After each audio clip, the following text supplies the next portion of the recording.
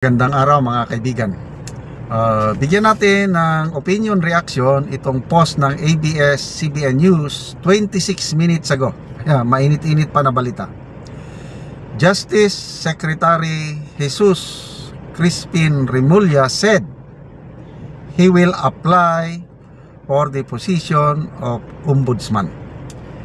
He will be submitting his application to the Judicial and Bar Council this week via Adrian Ayalin, ABS-CBN News. Okay, so balita ito kahapon, Politico.com.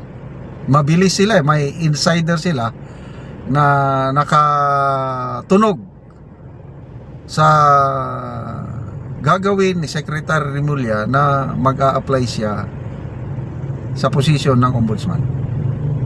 Kaya kalat na sa mainstream and social media pa kahapon. At ngayon, siguro no choice si Secretary Remulla kundi aminin na lang na talagang mag-a-apply siya. Wala namang masama. Dahil qualified naman siya, di ba? So, dadaan yan sa Judicial and Bar Council. Yung balita kahapon, tatlo na silang contenders. Isa yung chairman ng isang commissioner.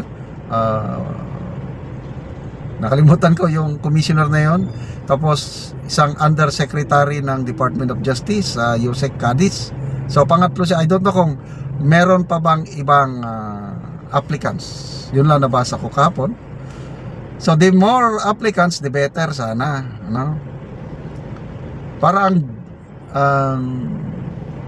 Bar and Judicial Council isasala ngayon, i-trim down kung maraming applicants, then magsasubmit sila ng mga names, recommended names sa President.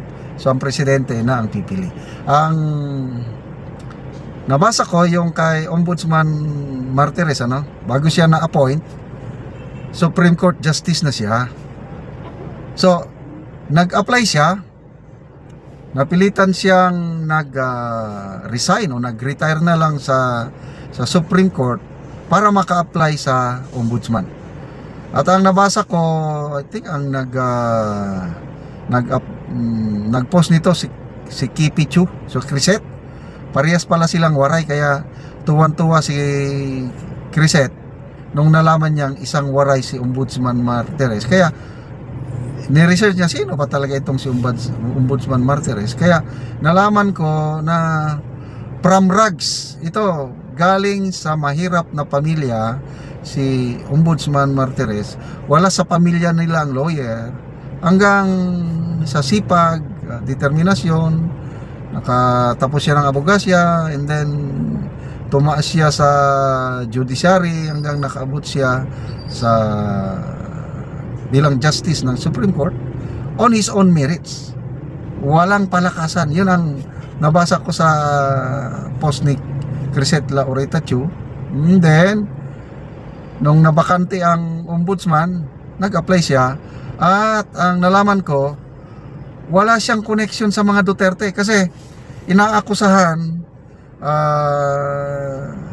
nung nangyari na yung pag-suspend kay Governor Gwen Garcia ng Cebu, inakusahan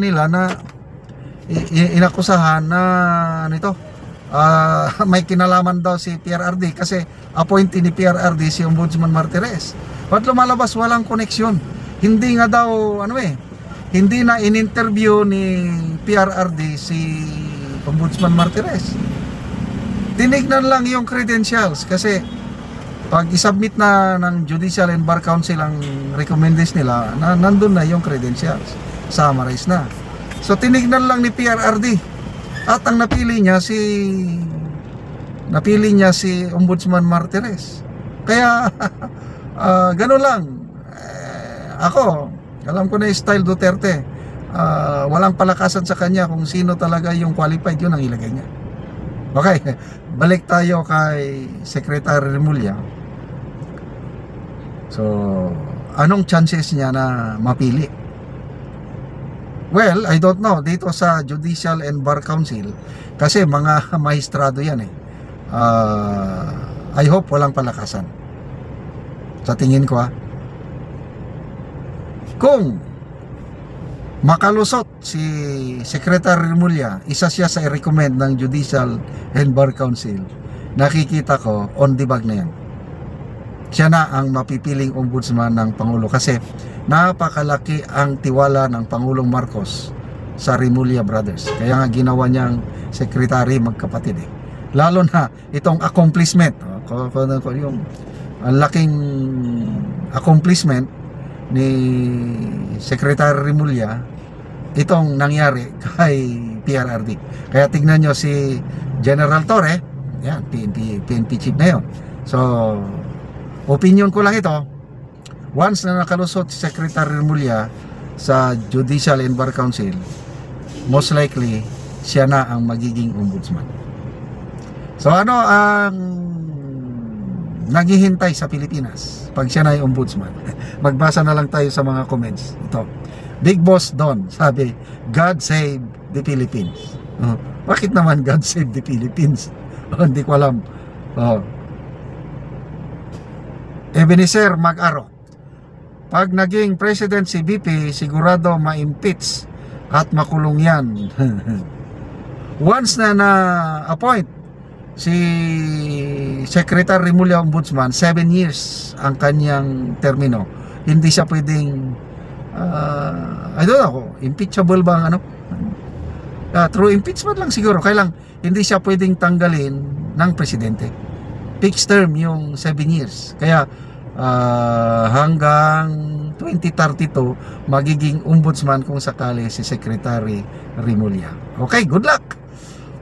Salamat mga kaibigan sa inyong pagsubaybay sa ating channel. Nakakatulong kayo ng malaki sa tribong Talandig ng Bukidnon dahil ang income natin sa channel na ito is pantulong natin sa tribo.